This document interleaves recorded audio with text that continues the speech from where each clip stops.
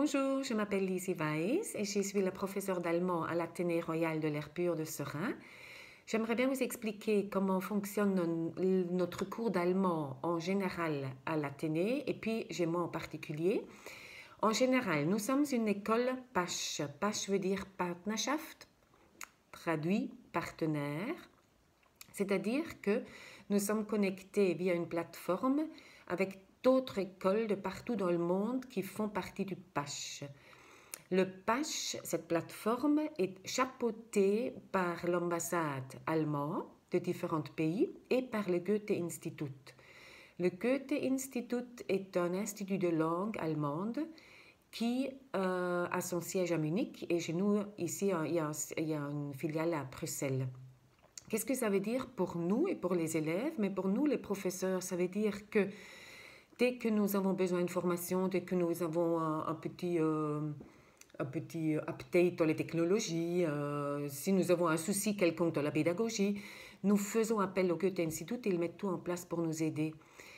Qu'est-ce que ça veut dire pour les élèves? Mais le Goethe-Institut, il organise tout au long de l'année scolaire et en été d'ailleurs, des activités, des excursions, du théâtre, des workshops, des ateliers, et en été, les camps, où les élèves peuvent partir 3 semaines en Allemagne et où on ne fait que parler allemand. Tout ce que le Goethe-Institut met en place est gratuit pour les élèves.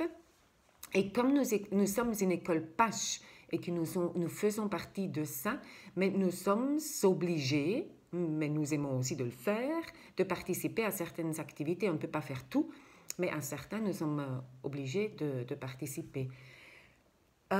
Ça, c'est en général. Ce qu'il y a aussi, c'est que Bruxelles, il a un projet qui s'appelle Schumann, où les élèves peuvent partir 15 jours en Allemagne, dans une famille. Ils participent à la vie de la famille de là-bas, et le partenaire vient 15 jours ici.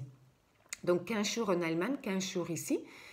C'est toujours près de la frontière et c'est gratuit. Il faut juste emmener l'enfant jusque-là. Ce n'est pas une obligation, on peut le faire. Alors, chez nous, à l'Athénée, on peut choisir l'allemand dès la première année et la garder pendant 6 ans. L'avantage, c'est qu'en inférieur, c'est donné par des professeurs de langue maternelle. Et les classes sont très petites par rapport à d'autres classes. Donc ça dépend de l'année, mais nous n'avons très rarement dépassé les 20 élèves. Alors pourquoi l'allemand? Mais l'allemand, c'est la 3e langue de la Belgique.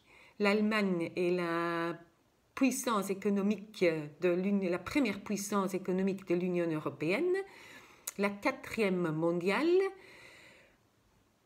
Je pense, et c'est aussi la 3e langue. L'allemand figure parmi les 3 langues les plus utilisées dans Internet. Mais je pense que je n'ai pas besoin d'expliquer vraiment en détail pourquoi il choisit choisir l'allemand. Tôt ou tard, votre enfant passera par l'allemand. Il n'aura pas le choix. Dans la vie professionnelle, par exemple. Alors, on entend que l'allemand est difficile? Non, absolument pas. Je peux le prouver et je suis absolument convaincue qu'une langue n'est pas plus difficile qu'une autre. C'est la manière dont on l'enseigne qui rend une langue difficile ou pas. Comment ça se passe chez nous? Mais nous favorisons la communication orale. L'enfant doit beaucoup parler. Il doit parler en allemand. Le français est en général interdit, avec exception.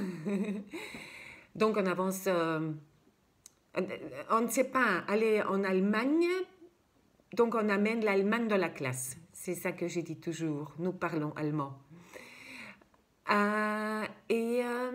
Ce que je pourrais dire aussi, mais pas en détail, il faudrait parler à une logopède, mais l'allemand est plus facile pour des enfants 10, parce que l'allemand est une langue logique. Et ça, on le sait par des logopèdes. Donc, si vous avez un enfant 10, parlez-lui-en. Je pense que ça peut beaucoup aider à votre enfant. Mais voilà, si vous avez des questions, n'hésitez pas. Au revoir.